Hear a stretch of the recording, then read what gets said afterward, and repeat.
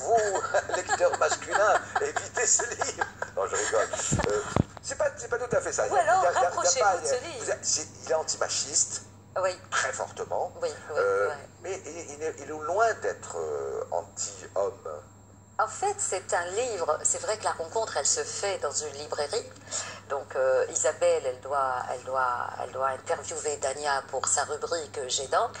Vous voyez la ressemblance avec mon travail dans l'Ivresque. Bien sûr. Donc et Dania et Isabelle, pour vous dire que bon... Même physiquement, elle vous ressemble quand même. L'auteur... À un moment donné, quand elle est chez elle, elle est bon, écoutez, hein, bon, on ne peut pas s'y tromper. Hein, moi, elle me ressemble surtout dans la relation du père. Ouais. Le père, il y a une quête il y a une quête spirituelle dans ce livre, il y a une quête de l'identité, il y a une quête des lieux, puisque c'est le jasmin, c'est Alger, il y a une quête du père. Le père est très important. Et voilà pourquoi on est dans l'ossature de ce roman, et donc la recherche du père, et donc j'évoque par rapport à Isabelle qui va venir à Alger à la suite d'un rêve. Elle raconte. Oui, il y a deux rêves. Il y a deux rêves. Il y a même l'autre rêve. C'est important le rêve. C'est important le rêve dans la culture. C'est important comme parallèle de la réalité, comme quête inconsciente ou consciente. C'est ça comme message. Ou comme message.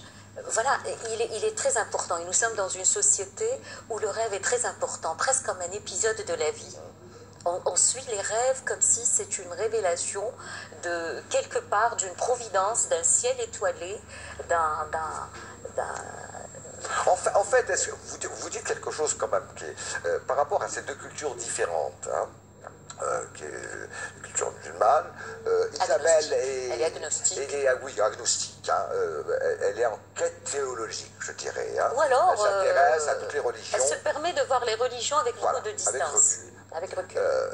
L'une, donc, de religion musulmane, la romancière, Dania, parce que ça fait partie de notre religion et de notre culture, c'est-à-dire le rêve est quand même presque un message divin. Une prophétie. Une prophétie, voilà. Très exactement.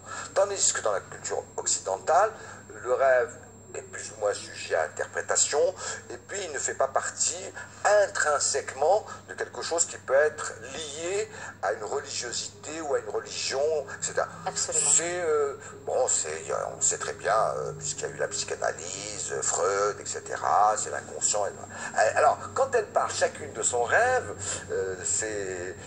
Isabelle va être amenée petit à petit à comprendre, à comprendre ce que veut dire son rêve, mais à le recadrer parce que elle a compris que ce sont deux cultures différentes, et elle dit, c'est marrant, c'est comme ça que je me rapproche de la meilleure compréhension de votre religion, la religion musulmane, parce que ma chère Dania, tu m'as révélé l'importance du rêve, qui n'est pas enlevé, il fait partie de notre quotidien parce qu'on ne peut pas mettre de côté la transcendance et la vie quotidienne pratique. En fait, Isabelle, avant sa venue en Algérie, avant sa rencontre, parce que quand elle rencontre Dania, elle était déjà installée en Algérie, mais avant d'arriver à oui, vous êtes rendu compte que quand même Dania, c'est Dania. Voilà. Ah oui, quand même. Voilà. Isabelle... Vous croyez que vous allez vous jouer de moi avec les anagrammes et les mots? Isabelle, c'est Isabelle Eberhardt. Isabelle Eberhardt, la quêteuse, la femme qui est... La mystique, voilà. Ah, oui. Et j'ai fait... C'est pas par hasard, Isabelle. Mystique et combattante et révoltée. Absolument. Et puis qui va dans tous les sens pour imposer ce qu'elle croit être sa quête.